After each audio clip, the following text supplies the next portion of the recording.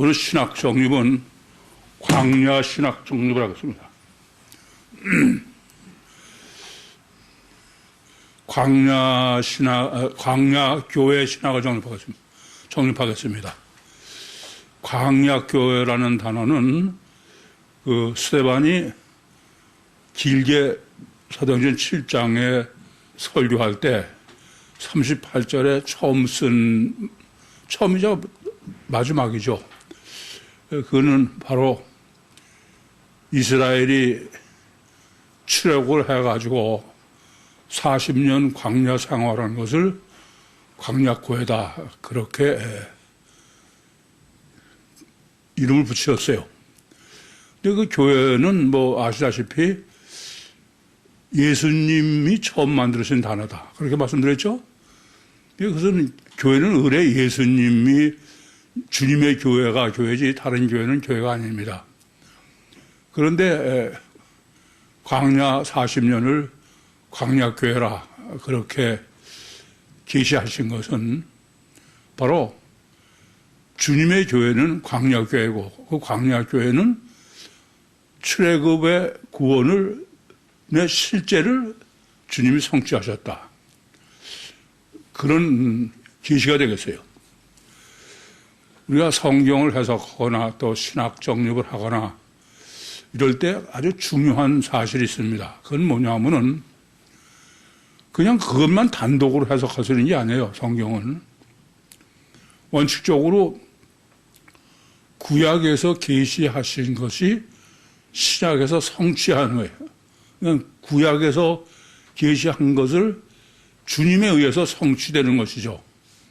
그것을 주님의 표현으로는 너희가 영생을 얻기 위하여 성경을 참고하고자 성경이 곧 내게 대해서 증거했다, 그렇게 말씀하신 그대로입니다. 그래서 구약을 해석할 때 단독으로 구약만 해석하서는 안 돼요. 구약을 성경을 해석한다는 게 말이 쉽지 그냥 뭐 단어를 가지고 말하고 문법만 가지고 해석할 수 있느냐, 전혀 그런 게 아닙니다. 오늘도 그 떠나다라고 번역된 아나코레오르는 원어상으로는 상당히 옳게 말이 안 되는 얘기예요. 위로 향했다 이런 뜻이고, 코레오는 목초지인데 그것을 해석은 그냥 문자만 갖고 되는 것도 아니고 문법만 갖고 되는 게 아닙니다. 그래서 그 문맥상에 우선 어떤 개념으로 의미로 썼느냐, 그것을 해석하는 것인데, 그건 그냥 그 단독으로 있는 걸 가지고만은 알 수가 없어요. 우선 과거뿐이 아니라 구약까지. 그래서 항상 신약 해석의 절대는 구약에서의 이미 계시하시는 것의 성취다. 그래서 구약을 신약 없이 해석할 수 없고 신약을 구약 해석할 수 없는 거나 없다라는 원칙은 대단히 중요한 문제입니다. 교회 문제도 마찬가지예요. 교회라는 것을 뭐 워낙 흔하게 지금 교회라는 단어를 쓰고 있는데, 도대체 교회가 어떤 게 교회냐? 사실은 마태복음 16장 13절에서 20절에 주님께서 가이사랴 빌립보 지방을 지나가시다가 사람들이 나를 누구라고 그러냐? 그랬더니 선지 중에 하나라고 그럽니다. 그럼 너희 난 누구라고 그러냐? 그랬더니 베드로가 주는 그리스도시요 살아계신 하나님의 아들이십니다.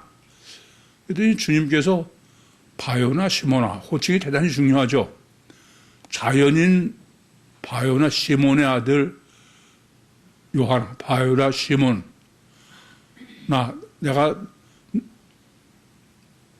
너는 베드로라. 그리고 내가 이 반석 위에 내 교회를 세우겠다. 이거 어떻게 해석할 거냐? 실제로 이것을 해석하는 걸 보면 참 황당해. 뭐 어떤 사람은 천주교는 개인 베드로가 교황, 일대 교황이다. 또 성령으로 거듭난 의미로서의 베드로, 다시 말하면은 자연인 베드로와 영적 베드로의 호칭 신학으로 정립하지 못한 쪽에서는 베드로의 신앙 고백 위에 뭐 교회를 세웠다. 말은 다 그럴 것 같은데 그 신앙 고백 위에 교회를 세우는 게 어떻게 세우는 거냐. 이런 거는 전부 실제적인 구약과 신약에 대비해서 구체적으로 정립하지 않은 상태에서 제일 문제가 되는 거는 백지에서 이게 무엇이냐라고 정립하는 게 아니고 내가 정해놓고 내가 믿고 싶은 대로 믿고 거기에 맞춰서 해석을 하는 거예요. 근데 사실은 이거는 오늘 제가 우리는 뭐가 다르냐, 우리는 단일체냐 이중체냐, 우리는 이중체다. 단일체가 아니다. 근데 단일체와 이중체는 말이 간단하지 그 차이가 뭐냐. 여러분 단일체와 이중체는 물론 차이는 단일체는 육체가 전부다라는 거고 이중체는 주체가 영이고 육이 우선인 상태다라는 건데 실제 여러분들이 성경을 해석하거나 이럴 때는 단일체로 해석한다, 이중체로 해석한다는 게 어떤 차이가 있는지 아세요? 어떻게 하는 것이 그 차이가 있는지. 그렇게 보면 아직도 단일체, 이중체 개념이 상당히 모호한 상태에 있는 거야. 지금 성경 해석이고 지금 광약교회, 주님의 교회의 신학 때문에 이 점을 제기하는 건데 이 점을 아셔야 돼요. 단일체는 가셔 결과반이 기준이야. 그럴 수밖에 없죠. 안 그렇습니까? 단일체는 겉으로 나타나는 게 원인과 같다고 보는 거야. 단일체가 뭐 다를 수가 없죠. 근데 이중체는 결과로 나타나는, 육으로 나타나는 거와 원인이 다른 거예요. 영이기 때문에. 안 그래요? 그래서 단일체는 결과로냐. 결과를 가지고 원인을 다 그냥 판단하는 거죠. 근데 이중체로 보면은 결과로 원인을 생각한다는 건 그건 짐작이지 실제일 수가 없죠. 그래서 이중체는 원인론이다. 이거부터 아셔야 돼. 그러니까 내가 성경을 해석하거나 모든 것을 해석할 때 단일체 가치관은 전부 결과론이야. 결과가 다야. 그러니까 타이거맘도 그냥 보이는 거 가지고 잘했으면 맞고 틀렸으면 틀린 거죠. 근데 이중체를 보면은 똑같은 거로도 잘할 수도 있고 잘못 수도 있어. 하나만 결과가 아니기 때문에 이렇게 천지 차이가 생긴다 이겁니다. 그래서 지금 광약교회는 근본으로 인간의 정체성으로 보면 단일체, 이중체예요. 이중체예요. 그리고 애굽교회는 단일체지, 육이 다니까. 그래서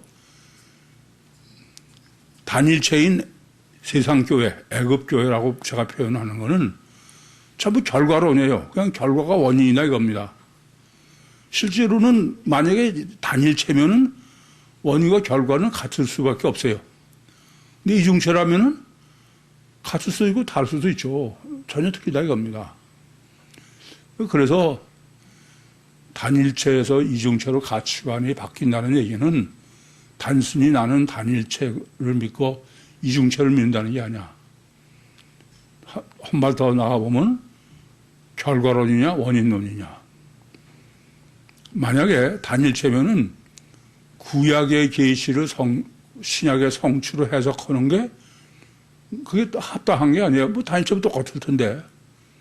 근데 구약의 계시를 신약에서 해석하는 게 같을 수 있고 다를 수 있기 때문에 반드시 구약을 신약으로 해석하고 신약을 구약으로 해석해야 되는 말 자체가 이중체라는 의미예요. 이 점이 굉장히 어려운 겁니다. 근데 하나님은 아예 창초부터 이 이중체는 감춰놓으셔서 그러니까 이 세상은 전부 단일체 가치관으로 돼 있는 거예요. 이중체로 가져가는 데는 아무도 없어. 그러니까 이 세상엔 전부 기준이 가장 결과만이 기준인 거고 이중체 가치한 우리는 원인이고 따라서 신학적 정립도 구약이 원인으로 신약이 결과로 보는 게 원칙이에요. 그 자체는 이중체 원리죠. 근데 만약에 같다 그러면 굳이 구약의 원리와 신약의 결과가 같으냐 다르냐 그럴 필요가 없어. 같으니까. 이중체이기 때문에 주의 길을 예비하는 게 심각한 문제가 되는 거예요. 그래서 마태복음 16장 13절에서 20절에 주님께서 이 반석 위에 내가 내 교회를 세운다. 이 교회는 반드시 주님이 직접 세우신 교회라야만 된다는 얘기고 그렇지 않은 거는 교회가 아니죠. 그게 주님의 교회다. 근데 그 주님의 교회가 그러면 어떤 교회냐? 그것은 구약의 성취가 신약이다. 그럼 예수님은 이 땅에 오신 목적이 뭐냐? 그냥 예수님께서 내가 사람들을 구원하러 오셨다가 아니야. 구약에서 약속하신 구원의 성취지. 그래서 피복음자들은 어떤 얘기냐면 구약에서 속죄제사를 지내는 것의 성취가 주님의 보혈이다. 그렇게 해석하는 게 피복음의 논리입니다. 근데 도대체 구약에서 그 죄 사함에 대한 것을 주님이 성취하실 필요가 있느냐? 그거부터가 문제가 되는 거예요. 왜 그러냐 하면은 물론 하나님께서 구약에서 죄를 사하실 때 그 언약이 필요했어요. 하나님이 마음대로야 죄를 사하든 말든. 근데 하나님은 피를 흘려야 내가 피로 대속한 거로 죄를 사하겠다. 그런 게 언약의 피죠. 약속입니다. 그렇기 때문에 그것은 마태복음 26장 28절처럼 주님이 내가 언약의 피로 십자가에 피를 흘리셨다는 말은 그것은 보혈이 아니고 하나님의 약속 때문에 그 하나님은 약속뿐이지 그 능력이 있어서는 전혀 아니다. 그러니까 약속은 구약의 약속도 지금 근데 굳이 주님이 십자가에서 흘리실 이유가 없는 거예요. 피만 있으면 되는 거지. 그런데 예레미야서 31장 34절에는 하나님께서 내가 모든 죄를 사하고 다시는 기억하지 않겠다 이거야. 그게 죄 사함의 실제예요. 죄 사함은 사하는 쪽의 선택의 문제지 사함 받는 쪽의 선택의 문제가 아니다. 그러니까 하나님은 아무 조건을 내세우든 상관없어. 하나님은 난 아무 조건 없이 해서 하겠다 그러면 되는 거예요. 하나님 마음대로니까. 근데 그 중에서 피로 대속한다는 약속으로 주님이 피로 씻으신다는 얘기지 주님이 피 흘리시지 않으면은 죄 사함이 없다는 얘기는 아니다 이겁니다. 그래서 죄 사함의 문제라고 그러면은 그것은 우선 근본 자체가 죄 사함은 사하는 쪽의 문제지 사함 받는 쪽의 문제가 아니야. 그러면 사실은 하나님 마음대로니까 굳이 주님이 오셔서 십자가에 피를 흘리셨다는 것은 구약의 성취로 해석하는 것은 어거지입니다. 그럼 구약에서 그러면 죄 사하는 게 구원이냐? 그것은 단일체는 있을 수 있어. 근데 이중체는 죄 사한다고 천국 구원은 있을 수 없어요. 그래서 실제로 구약에서 그러면 구원을 실제로 계시한 게 뭐냐? 우선 여러분이 성경의 구절도 생각해야 돼. 성경은 가장 구약에서 중요한 성경은 뭐예요? 모세오경이야. 창세기, 출애굽기, 레위기, 민수기, 신명기 이렇게. 그런데 그 중에서 창세기는 그 설계도라고 그랬죠. 실제로는 출애굽기부터입니다. 그러니까 구원의 신학은 출애굽기부터 계시한 거죠. 그런데 하나님은 그냥 애굽에서 그냥 끌어내지 않고 유월절이라는 과정을 거쳐서 그러고선 그 홍해를 구별하신 거야. 그런데 그것이 우연히 있는 일이 아니에요. 어떻게 해서 그런 일이 있었던 거예요? 창세기 15장에 계시한 것처럼 하나님은 이미 아브라함한테 약속을 하셔서 네 자손이 이방의 종이 돼서 애굽의 종이 된 거죠. 그러다가 400년 동안 이방을 섬기다가 그러다가 너희를 끌어내겠다, 구원하겠다. 이거는 창세기서부터 이미 완전히 계획된 하나님의 구원 사역이에요. 근데 그냥 끌어내는 게 아니라 종으로 있다가 거기서 구원했다. 구원 사역이죠. 근데 그 종으로 있다 구원이라는 게 도대체 어떤 거냐? 그게 출애굽기가 가장 잘 계시하고 있어요. 이스라엘은 애굽 땅에서는 가장 옥토에, 여러분 애굽 땅 다 보세요. 그러면 사실은 대부분 광야야. 근데 이스라엘이 거하고 있었던 고센 땅은 나일강 하류라 가장 기름진 땅입니다. 이게 오늘 본문으로는 호레오예요. 그러니까 목초지죠. 근데 거기서 어떻게 구원하셨냐? 신명기 1장에 기록한 것처럼 실제로 고센 땅에서 가나안에 가는 데는 10하루길이야. 10하루면 가는 길이야. 근데 그 40년을 헤매게 해. 어디를? 광야로. 그게 광야교회다. 왜 그러냐? 애굽에서 종으로 있었다 이게. 원죄 신학을 정립하셔야 뭐 명확합니다.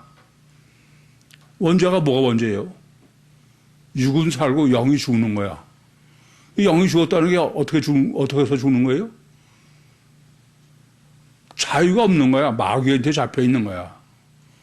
그걸 보인 대로 한 게 뭐냐면 이스라엘이 육으로는 아주 부유한 땅에 있어. 그래서 광야에 와서도 맨날 불평불만이 뭐야? 우리는 애굽에서 그냥 가마솥 옆에서 고기도 먹고 뭐 다 그랬는데 여기는 그런 거 하나도 없다. 육생이죠. 육은 사한 거야. 그 멀쩡한 것 같은데 노예야. 자유가 없는 거죠. 영은 있지만 죽은 영이다 이겁니다. 그래서 하나님의 구원은 육체의 구원이 아니에요. 육적 구원이라 부른 고생 땅보다 더 기름진 땅으로 갔어야 됐던. 근데 광야는 죽음의 땅이에요. 사막으로. 그러니까 육이 죽어야 영이 산다. 이중체만 정립할 수 있는 논리다. 그래서 이렇게 하나님께서 이미 아브라함에게 원죄 구원의 실제를 애굽의 종살이와 애굽에서의 구원으로 계시해 주셨고 그것을 모세를 통해서 그대로 이루신 거예요. 근데 그거를 지금 스데반은 광야교회라고 하는 거예요. 그 광야교회로 한 것을 오늘 본문에서 주님이 공생의 사역이다 이겁니다. 그러니까 성경은 창세기는 창조부터 설계야. 완전하게 설계하고 계획하신 대로 직선으로 행하신 거예요. 그래서 구약에서 약속하시고 예시한 대로 그대로 성취가 신약이다. 그러니까 주님의 교회가 어떤 거냐? 지금 주님의 교회는 지금 제가 말씀드린 것처럼 창세기에서 애굽의 종에서 출애굽해서 광야교회, 그 광야교회가 주님의 공생의 사역, 그것이 주님의 교회. 그러면 그것은 이렇게 저렇게 할 수 있는 게 아니죠. 안 그래요? 근데 이건 뭐 교회라는 이름만 붙이고 도대체 저게 왜 교회인지도 전혀 모르겠어. 참 큰 문제지. 좀 요새 드는 생각인데 사실은 목사들이 너무 성경을 안 보고 몰라요. 뭐 서양 집사 동생 얘기를 하는데 그 동생 목사가 잠실에서 목회를 하는데 가보면 얼마나 바쁜지 모르는데 그래서 동생이니까 아니 그래가지고 언제 성경 보고 설교 준비하냐 했더니 아니 설교 준비할 자가 어디 있어요. 이렇게 그게 지금 목회라는 거야. 사람들만 비유 맞추고 살면 되는 거지. 참 큰 문제죠. 그러다 보니까 신학이 없어. 저도 바보 같은 짓을 했어요. 제가 이단 될 때 무슨 김충기 목사가 나를 이단이라고 그랬다고요. 그 사람들이 그래서 내가 김충기 목사 찾아가서 내가 왜 이단입니까? 그랬더니 난 당신 알지도 못하는데 왜 내가 당신을 이단이라고 그래? 이거 자기들의 결과가 먼저야. 자기들이 나를 이단으로 몰겠다는 정해놓고 거기에 아무거나 다 붙이는 거예요, 그냥. 그게 결과론이죠. 신학도 없고. 이 목사가 아예 신학이 없어. 그냥 사람만 모으면 되는 거야. 참 문제죠. 그래서 하나님이 구약의 성취로 신약이다. 그걸로 완벽하게 신학을 정립해야 됐다. 그렇게 보면 주님의 교회는 어떤 게 주님의 교회냐 명확해진다. 그것을 오늘 본문으로는 제가 광야교회다. 우선 광야교회를 이제 바로 이해하는 데에는 아까도 창세기에서 계시하신 것처럼 이스라엘이 애굽에서 400년 동안 종살이를 해야 돼. 그게 하나님이 계신 거죠. 그래서 종살이는 뭐가 종살이를 한 거냐? 육적으로는 이 중동이고 나일강 근처에서 고생 땅만큼 기름진 데가 없습니다. 그 고생 땅에서 목축을 하다가 그 말은 뭐냐면은 선악과 축복이야. 선악과 축복이 뭐예요? 육적인 거. 그거는 축복인데 물질적 부어는 영적으로는 애굽의 종된 거다. 그게 육은 살고 영은 죽은 거다. 자유가 없는 거죠. 그래서 지금도 제가 자녀를 키울 때도 그렇고 우리가 영이 사는 문제도 가장 초점은 어디다 둬요? 자유가 내 심령에 자유가 있느냐 없느냐예요. 종도 자유가 있어요. 근데 심령에 자유가 없는 게 문제야. 그래서 제가 제일 질색하는 거는 뭐든지 여러분이 의무로 하면은 그건 죽은 거예요, 이미.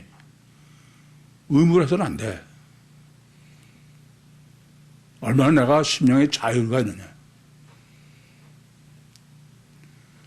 감옥에 있어도 심령에 자유가 있을 수 있고 완전한 자유 있으면서도 자유 그때도 심령에 자유가 없어. 이건 문제인 거예요. 그게 의무예요. 그래서 출애굽의 구원은 바로 이렇게 종으로 묶고 있는 애굽에서 탈출시킨 거야. 자유한 거죠. 그게 뭐냐면 홍해의 구별이다. 교회라는 단어의 뜻이 뭐라고요? 구별하는 거야. 그러니까 홍해에서 애굽 사람을 구별해서 광야로 나올 때부터가 교회다. 그래서 그게 광야교회가 된 겁니다. 애굽에서의 구원이다. 성경은 늘 출애굽을 구원으로 표현하는 거야. 영성 세미나에도 제가 구원이 뭐가 구원이냐? 자유다. 자유가 더해지는 게 구원이다. 그걸 정립해 드렸죠? 근데 자유가 더해지지 않으면 그건 절대 구원이 아니에요. 이 점을 아셔야 돼. 그래서 얼마나 자유가 더해지느냐가 문제다. 이거 특별히 이것은 그 구유교의 목회 전체를 지배하는 뭐 이념이라고 할까. 구원이고 자유인데 특별히 그 놀이학교에서부터 어린이들을 다룰 때 제가 가장 고민하는 거야. 어디까지를 지금 자유를 내가 볼 거냐. 어디까지가 이건 자유가 아니냐. 이게 굉장히 어려워요. 그래서 그 분별 차이 때문에 자꾸 엄마하고도 부딪히는 거야. 이 자유만 바로 개념을 이해해서 적용하면은 정말 사람은 능력자가 돼. 영적 구원받은 사람이 돼. 근데 자꾸 자유를 속박당하고 지내면은 그러면 보기엔 자유가 있는 것 같은데 자유가 없어. 참 이건 문제인 거죠. 노예의 자유는 주인 보는 데선 자유고 잘하는 거지만 보지 않을 때 보면은 전혀 딴 사람이야. 그거나 마찬가지야. 제가 뭐 여기서 지금 음악 이렇게 할 때도 와서 아이들을 유심히 보고 심지어 밥 먹을 때도 내가 유심히 보고 평상시를 유심히 봐요. 그래야 알 수 있어. 그렇지 않고 뭐 내 앞에나 부모 앞에서 그 하는 것만 봐가지고는 그걸 진짜로 알 수가 없습니다. 이게 그런 고민을 해야 돼. 내가 정해놓은 틀로만 보면은 그건 하나도 볼 수가 없는 거죠. 그래서 이 6월절, 출애굽 구원이 주님의 구원 사역과 일치한, 그게 성취다. 그게 예수님께서 성찬식을 하시죠. 마태복음 26장에도. 근데 그 성찬식을 그냥 하시는 게 아니야. 원래 성찬식은 6월절이에요, 무교절이에요? 예? 성찬식은 원래 무교절이야, 6월절이야, 무교절이야?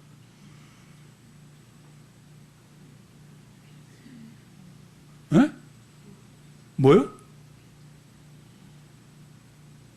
여러분이 답을 명확하게 못하는 거는 아직도 그게 정립이 안 돼서 그래. 성찬식은 6월절이 아니야. 무교절이지. 무교절과 6월절 뭐가 달라? 6월절은 양을 죽여가지고 피를 인방과 설치에 피를 바르는 거야.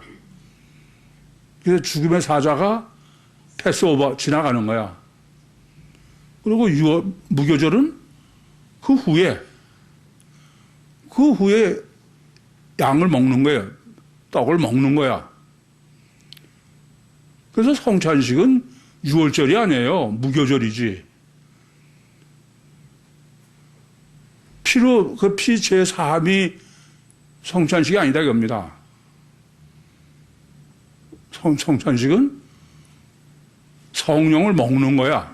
이해돼요? 주님이 축사하시고 이걸 받아 먹어라. 이게 내 몸이요, 내 피다. 내 몸. 그 먹는 거예요. 임마누엘의 실제다 이겁니다. 그래서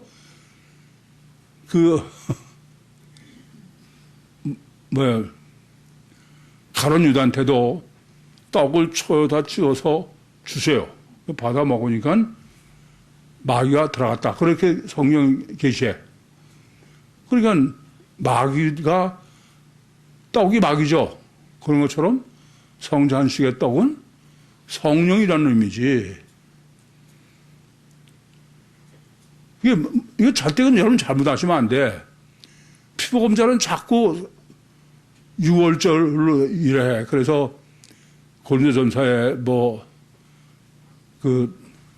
합당치 않게 떡을 먹고 피를 마시는 자는 큰일 난다. 그렇게 겁주는 거는 그것을 제3으로 해석해서 그래. 6월절을, 성찬식을. 참 곤란한 얘기죠. 구원은 6월절은 죽이지 않는 거지 죽이지 않는, 아니, 인방서제 피를 바르면은 죽음의 사자가 거길 지나가서 죽이지 않아. 죽이지 않는 게 구원입니까? 그건 오히려, 그래서 죽이지 않는 거는 하나님을 믿고 피를 바르는 거예요. 야, 웃기지 마. 무슨 거기다가 피 바른다고 죽음의 사자가 안 들어오냐? 그러다가는 죽죠. 그래서 그간에 하나님을 믿고 이제 피를 바른다는 거고, 실제로 생명은 무교절이에요. 떡을 이스트가 섞이지 않은 떡을 먹는 거죠. 그래서 주님이 성찬식을 하시면서 먼저 이것은 내 몸이니 받아 먹어라. 떡은 주님 자신이요? 무교절이요? 성령이야. 그래서 누가복음 24장 30절과 31절에 주님께서 엠마오로 가는 두 제자하고 가시다가 똑같이 성찬식을 하셔. 사실은 이게 집에 들어가신 안에 주님께서 부활하신 주님께서 떡을 띄워서 축사하시고 두 사람한테 줬어요. 그랬더니 두 사람이 받아 먹어서 그랬더니 눈이 밝아. 그인 줄 알아보더라. 근데 알긴 알았는데 앞에 안 계시더라 이겁니다. 그러니까 성령이 안에 들어오시면은 하나님 주님을 알아볼 수 있어. 그런 거지 그게 죄사함이라는 얘기는 전혀 아니죠. 그래서 출애굽은 6월절은 바로 자기가 자원하는 거야. 하나님을 믿고 이제 피를 바르는 거죠. 그래서 걸어서 홍해를 건너는 것입니다.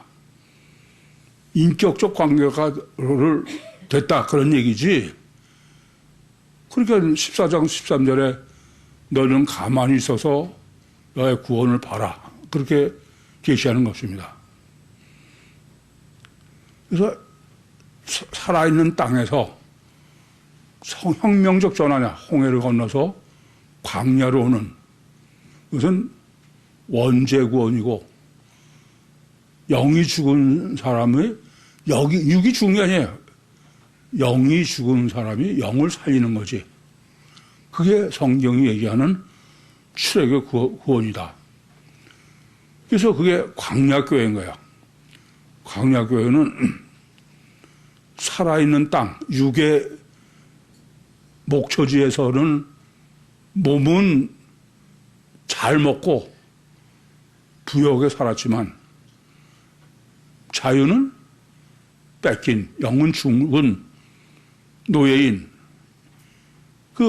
그러한 원죄가 이제 육체를 부인하고 영으로 사는 광야교회. 그게 400년입니다. 그야말로 죽어야 산다죠. 그래서 애굽에서는 100% 하나님이 다 하시는 거야. 인간이 다 하는 거야. 이 성경적 표현으로는 애굽에서는 밭에 물을 줘도 너희들이 강에서 퍼다 줘야 돼. 근데 가나안에 가면 하나님이 위해서 준다. 그렇게 표현하죠. 그러니까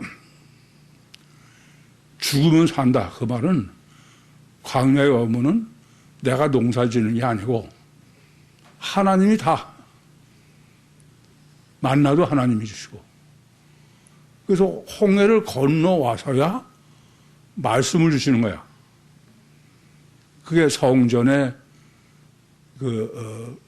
언약궤와 그룹이 있는 거죠. 육신 속에.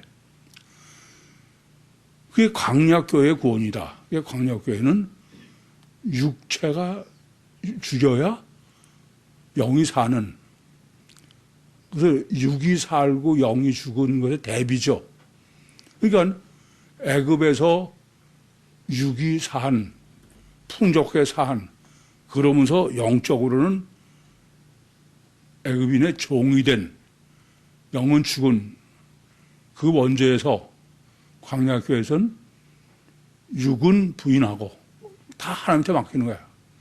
그리고 하나님이 주시는 말씀과 일용할 양식, 그리고 사는 거죠. 그게 바로 광야교회다. 죽이면 사는 거야. 그것은 전부 하나님이어지 인간이 하는 게 하나도 없어. 그렇죠? 농사 짓고 그런 건 전부 인간이 해야 되는 거야. 이해됩니까? 그래서 그건 가만히 서서 여호와의 구원을 봐라. 손가락 빨고 있으면 돼. 그게 광야교회다. 그래서 그 주님의 교회는 어떤 게 주님의 교회냐? 지금 보면 광야교회가 주님의 교회다. 애굽교회가 아니다 이겁니다. 애굽교회는 뭐가 애굽교회예요? 육은 살지만 영을 죽는 거야. 그래서 삼박자 구원이지 뭐 소위. 애국교회는, 이게 주님의 교회는, 광야교회는 육을 죽고 영이 살게 하는 출애굽을 하는 거예요. 여러분은 아직도 출애굽을 안 한 게 문제지, 그죠? 출애굽을 해야 돼. 뭐로 해야 돼요? 내 마음이 출애굽을 해. 내 마음이 출애굽을 한다는 얘기는 애굽에 있을 때는 단일체, 이중체야. 단일체야, 육체만. 근데 홍해를 건너면 광야교에서는 이중체야. 여러분의 마음이 이중체가 돼야 돼. 그러면 저절로 실어져야 되는 거지. 나는 마음은 여전히 단일체다. 그냥 아까워 죽겠어. 그걸 어떻게 쓰레기를 버려? 못 버리지. 아시겠어요? 이게 먼저 가치관이 바뀌어야 돼. 자, 뭐가 더 중요해야 돼? 자유. 아시겠어요? 영이 살아야 돼. 그래서 주님의 교회는 무슨 구원이다? 원죄 구원이지, 그건 절대로 자범죄 구원이 아니야. 이중체의 원죄 구원이야. 이건 죽은 영을 살리는 겁니다. 이게 제일 제가 항상 중요한 건, 저는 여러분 자유가 있냐 이거야. 그걸 제일 간단한 표현으로는 의무냐 자원이냐. 여러분은 모르지만 의무로 하면 보기 아주 잘해. 근데 그건 내 눈으로 보면 걸려. 자연스럽지 않아. 그건 안 되는 거예요. 근데 애들도 보면 그래. 상당히 어려운 점은요, 애들은 어렸을 때는 그 보여. 얘가 지금 자유로 하는지 눈치 봐가면서 의무를 하는지 보여. 그러니까 이제 어려서 보면, 아, 저놈은 저기가 맥시멈이고 저기가 최대치로 쟤는 됐구나. 근데 걔가 자라, 커져. 그러면 의지가 발달하면 전혀 알 수가 없어. 아시겠어요? 그럴 때 저는 어떻게 보냐. 제가 어렸을 때 보니까 저게 최소 몇 프로는 가짜다. 이해돼요? 제가 그걸 나쁜 눈으로 봐. 근데 그게 틀림없어. 잘하려면 알 수가 없어. 하물며 뭐 어렸을 때는 전혀 알 수 없는 여러분들이 제 앞에서 뭐 사는 거는 그건 엄밀하게 알 수가 없어. 그래서 많이 저를 깜짝깜짝 놀라게 하지.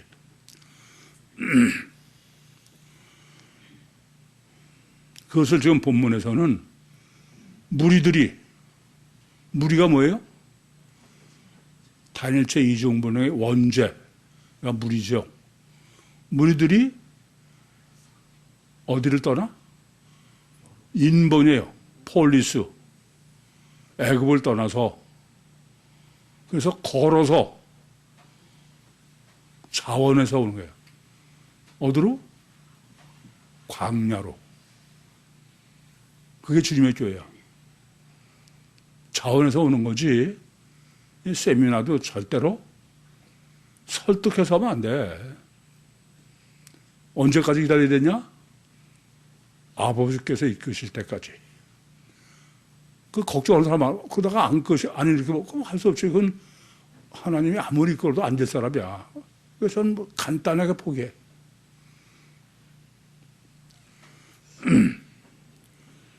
그러면서 중요한 문제는 주님은 배 타고 주님도 성령의 역사로만 하시는 거야. 내가 여러분에게 목회할 때도 항상 그게 문제야. 내가 지금 내 생각으로 하느냐, 주님의 뜻이냐. 몇 가지 정해놓은 게 있어. 내가 하는 건지 주님이 하는 게 잘 알지 못하는 거는 간단해, 저는.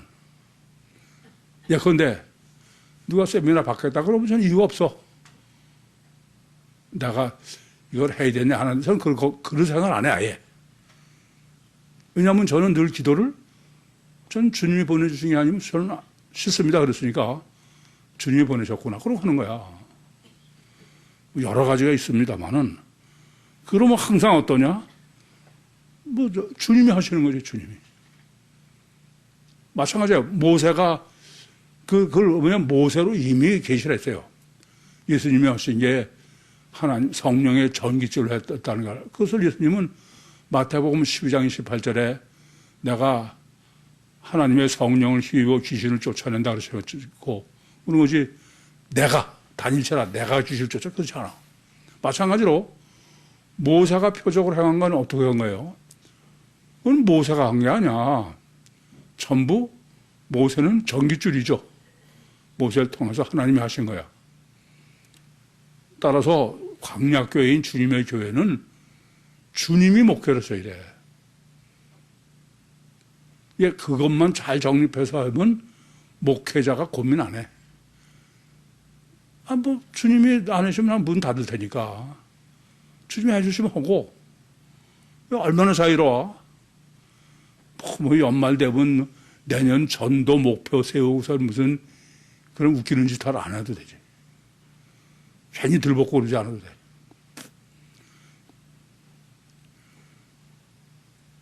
광야교회가 어떤 교회인지 아시죠? 이제 주님의 교회는 광야교회여야 돼. 그래야 주님의 교회야. 그건 출애굽 구원이어야 돼. 광야 구원이어야 돼. 아주 명확하죠? 그게 무슨 아무거나 그냥 교회 간판 붙여놓고선 애굽 교회가 주님의 교회다. 그건 곤란한 얘기야. 삼박자 구원하다고 사람만 많이 모이고 그러면 주님의 교회다? 아닌 거야. 보면 보겠습니다. 또 주 예수께서 들으시고 배 타고 떠나사 따로 빈들에 가시니 무리가 듣고 여러 고을로부터 걸어서 쫓아가니라. 이 본문을 지금 요 다음에 이제 오병이어의 표적을 행하시는 건데 요 한 절이 이후에 어디보다 중요해. 그래서 성경은 한 단락을 한 절로 설정해 놓으신 것의 해석이 가장 어렵고 가장 중요하고 그것이 바로 신학이다. 오늘 여러분 본문 정립해 보니까 그래 안 그래요? 이건 오병이어 하려고 그런 게 문제가 아니야. 이렇게 근본이 정립돼야 돼. 먼저 바탕이 기초가 돼 있어야 돼. 그러고서 보면 이제 주 예수는 어떤 의미로 썼느냐. 주 예수는 이렇게 듣고서니까 그 자연인으로 나사렛에서 30년 사시던 분이 혁명적 전환이 바뀌는 거예요. 뭐로? 나사렛에서는 단일체로 사신 거죠. 육체에서 이중체의 신인 메시아의 공생애로. 근데 그것이 그냥 공생애로, 단일체였으면 그게 그거죠. 그게 아니라 단일체에서 이중체로. 자연인에서 메시아로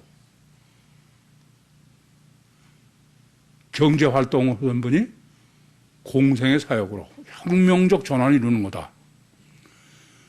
이게 들었다는 것은 바로 침례 요한이 개주급을 했던 거야. 그러니까 이제는 침례 요한이 있으면은 침례 요한 말이 맞아. 이 메시아가 맞아. 저 메시아가 맞아. 그럴 수 있잖아요. 배를 타고 떠나다. 그 아나코레오 배를 한 거야. 그래서 아나코레오가 문제다. 코레오라는 것은 목초지야. 양을 키우고 이런 광야가 아니고 그것을 제가 애굽에서는 고센 땅 가장 분명히 문맥상은 떠난 거예요. 근데 그걸 위로. 그래서 제가 업그레이드다. 혁명적 전환이다. 자연인에서 공생의 신인 메시아로. 근데 배를 타고 떠났다는 거야. 그건 거기까지는 아무렇지 않아. 근데 어디로 간 거야? 광야로 간 거야. 광야로 가는데 무슨 배를 타고 가? 그러니까 배 타는 거는 이제 배가 뭘 의미하느냐. 이런 거죠. 그래서 이제 광야도 틀어지는 거야. 지역 광자로 의미한 게 광야 사역, 원죄 사역. 그것은 주님의 의지가 아니라 하나님의 역사로 배를 타고 그래서 물의 생명을 주는. 그랬더니 무리가 오크로스죠. 오크로스 호칭은 원죄. 마태복음 5장 1절과 2절도 예수님께서 무리를 보시고 산에 올라가 앉으시니 제자들이 나오니라. 보시기는 원죄인 사람들, 단체 이름 모르고 앉으셨는데 주님께 실제로 나온 사람들은 제자들이다. 주님이 원죄 구원으로 오셨는데 실제로는 제자들한테 신학을 정립해 주시는 것이다. 그게 천상복음이다. 그렇게 정립해 드렸습니다. 고울이라는 게 이제 폴리스죠. 그건 이미 수도 없이 해서 성이 있는 인본이 가미된. 콜레오는 인본이 아니에요. 자연인 녹초 이런 뜻이죠. 그러니까 애굽은 인본의 대표인 거죠. 그래서 아까도 애굽에서는 농사도 전부 사람 해이래. 그래서 오는데 주님은 배를 타고 가셨는데 이 사람들은 걸어서 와서. 그 말은 뭐냐면은 의지로, 자원해서 자기가 온 거지 억지로 온 게 아니다. 그렇게 보면은 주님은 원하든 안 하든 성령의 역사의 전기줄로 이런 의미가 되죠. 질문 있습니까? 마치겠습니다. 네. 크게. 성창식 예표를 신약에서도 말씀하시고 구약에서 출애굽에서 비교절로도 말씀하셨는데 혹시 구약에 룻기서 3장 14절에 나오는 크게 얘기하죠. 룻기서 네? 3장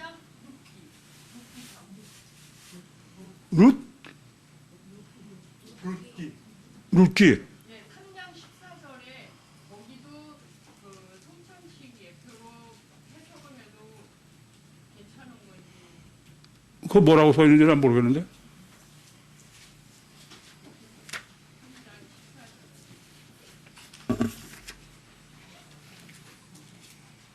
크게 누가 읽어봐.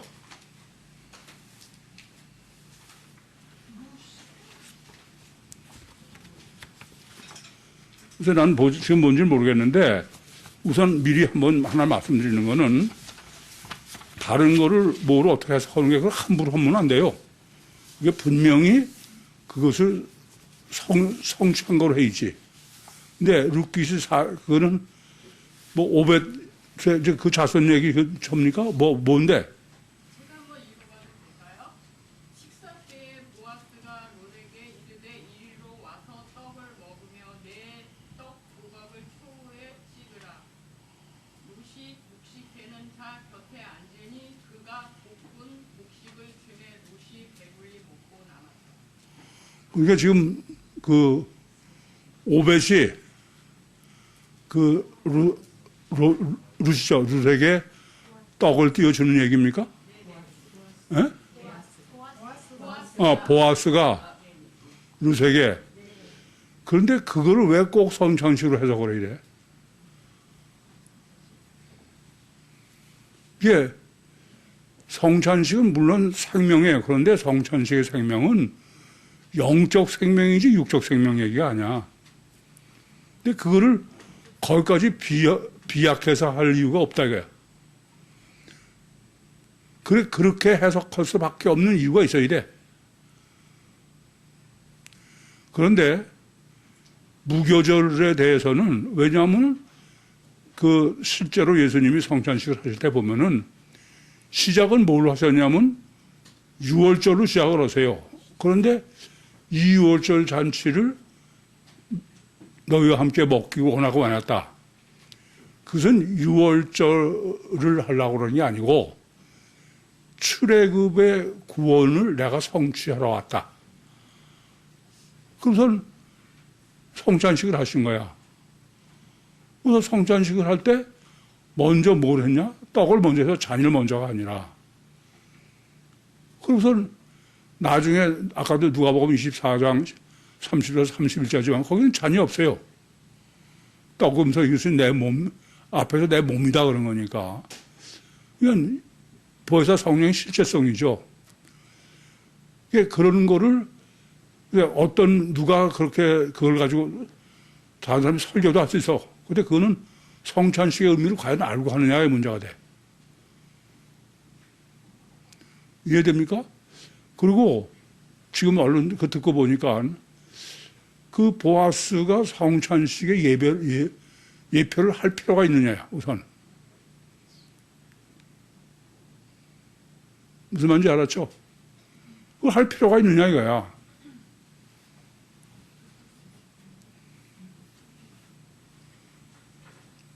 반드시 그건 이유가 있어야 돼. 구원론과 직결돼 있죠. 근데 다른 데서 해석하는 성찬식은 구원론과 상관이 없어요. 그건 피가 뭐 구원론에 직결된다는 게 피법이니까. 그래서 제가 볼 때는 그것은 성찬식으로 해석하는 건 잘못된 거예요. 또 질문 있습니까? 마치겠습니다.